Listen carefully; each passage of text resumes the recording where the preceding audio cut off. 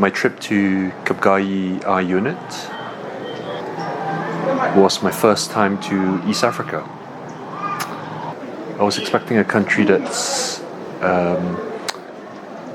underdeveloped, ill-equipped, and maybe with a disorganized or severely resourced health service. What I found, a lot of it really surprised me.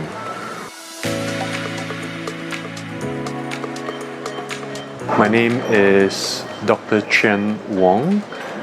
I come from London, UK. I am an eye surgeon and I specialize in surgery of the retina, particularly in children.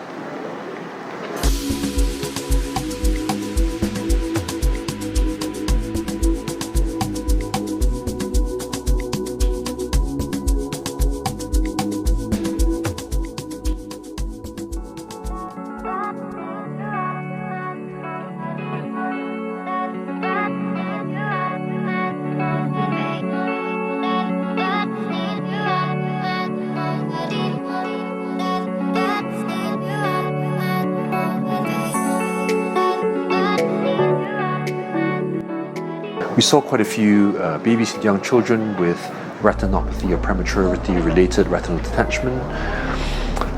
That is partly due to the fact that the country is now able to ensure that babies who are born earlier survive, and that is progress in terms of neonatal care.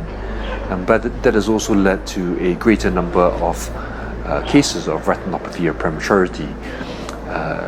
ROP screening has begun in this country, and more work has to be done in that regard to identify patients earlier and enable patients that have potential disease to be identified and treated earlier.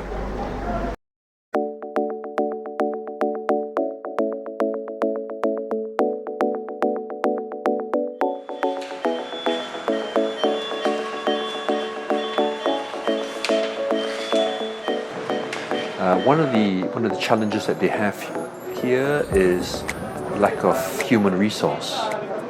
There are 4 trained eye doctors here, supported by a large number of healthcare professionals. They call them OCOs here. And the system seems to work quite well. They are very busy. They are under-resourced in terms of the number of medical staff that they have here, but they do a fantastic job of going through the huge number of patients that they have every day. My experience here this past week has really been working with the retinal surgery team led by Vitreoretinal surgeon Dr Michael McHale.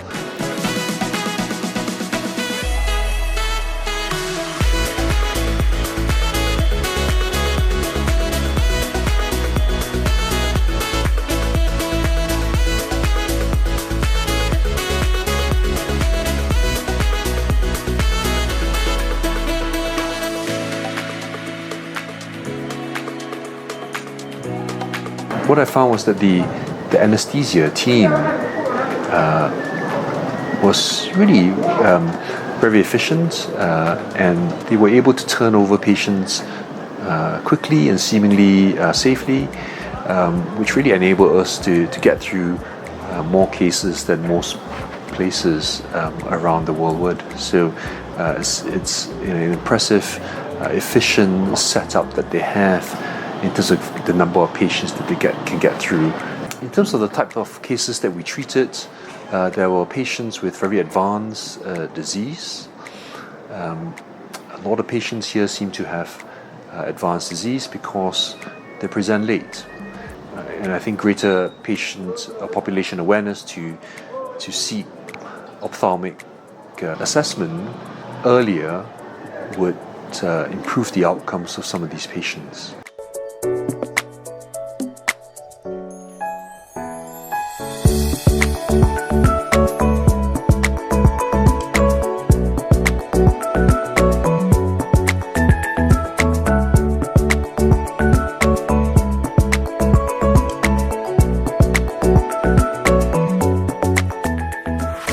overall, I would say that the equipment is good enough.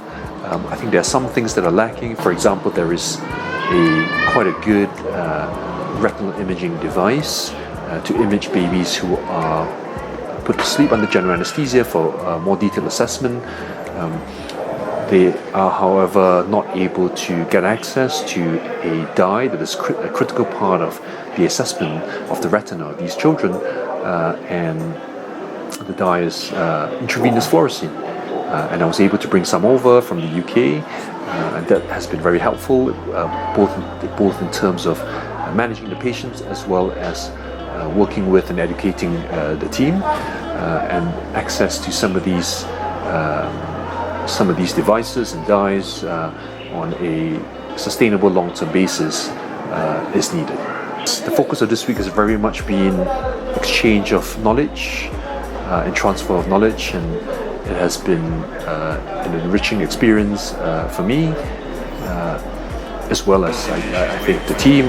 We have learned a lot from each other, and I was able to share as much of my surgical experience, share surgical pros as much as we could. We had a lot of time to discuss cases in detail, both in the operating theatre as well as the teaching sessions that